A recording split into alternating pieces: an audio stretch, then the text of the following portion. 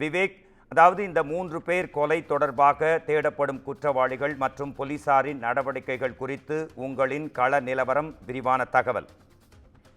வணக்கம் மோகன்ராஜ். கடலூர் மாவட்டம் நெல்லிக்குப்பம் அருகே இருக்கக்கூடிய காராண்மைக்குப்பம் ராஜாராம் நகர் பகுதியில கடந்த ஞாயிற்றுக்கிழமை 3 தாய், மகன், பேரன் உள்ளிட்ட 3 பேர் கொடூரமாக வெட்டி கொலை செய்யப்பட்டு எரிக்கப்பட்டனர். இந்த சம்பவம் தமிழகத்துல பெரும் அதிர்வலைகளை ஏற்படுத்திய நிலையில இது தொடர்பாக போலீசார் தீவிர விசாரணை மேற்கொண்டு வருகின்றனர். இன்று 4வது நாளாக போலீசார் தொடர் விசாரணை மேற்கொண்டு வருகின்றனர்.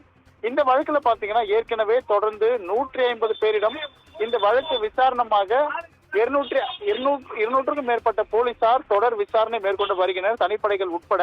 அதன்படி ஒவ்வொரு நாளுமே போலீசார் தங்களது முயற்சியினால் ஒவ்வொரு இடங்களிலும் தொடர் விசாரணை மேற்கொண்டு வருகின்றனர். அதன்படி தற்போது கிடைத்துள்ள முக்கிய தகவல்கள் என்னென்னு பாத்தீங்கன்னா, இந்த வழக்கில் தொடர்புடைய ஒரு நபர் சென்னையில் உள்ளதாகவும் அவரை தேடி தற்பொழுது தனிப்படையினர் விரைந்துள்ளனர். அவர் அழைத்து வரப்பட்டு விசாரணைக்கு உட்படுத்தப்பட்ட பின்னரே இந்த கொலையில் ஏதேனும் தகவல்கள் கிடைக்குமா என்று தற்போது போலீசார் தீவிர விசாரணை நடத்தி வருகின்றனர். அது மட்டுமின்றி ஏற்கனவே இந்த வழக்கில் மட்டுமே தனிப்படை உட்பட 200க்கும் மேற்பட்ட போலீசார் இதுல விசாரணைக்கு உட்படுத்தப்பட்டு கிட்டத்தட்ட சுகந்தகுமாரோட உறவினர்கள், அதே போல அவர் பணியாற்றிய இடம் ஹைதராபாத் உள்ளிட்ட இடங்களில் சேர்த்து 150க்கும் மேற்பட்ட பேரிடம் இந்த வழக்கு தொடர்பாக விசாரணை மேற்கொள்ளப்பட்டு வருகின்றது.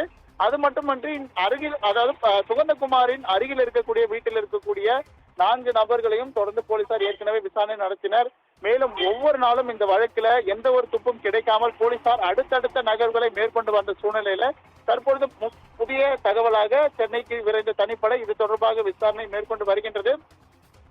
ஒவ்வொரு நாளுமே இந்த சிசிடிவி காட்சிகள் அடிப்படை வாயிலாகும், அதே போல அந்த பகுதிக்கு வந்த புதிய நபர்கள், சென்ற வாகனங்கள் என அனைத்து இடங்களிலுமே போலீசார் தொடர் விசாரணை மேற்கொண்டு இதுவரையில் இந்த கொலை வழக்குல முக்கிய தகவல்கள் எதுவும் சரியாக வெளியாகாத நிலையில போலீசார் தொடர்ந்து இதற்காக விசாரணை மேற்கொண்டு வருகின்றனர். மோகன்ராஜ்.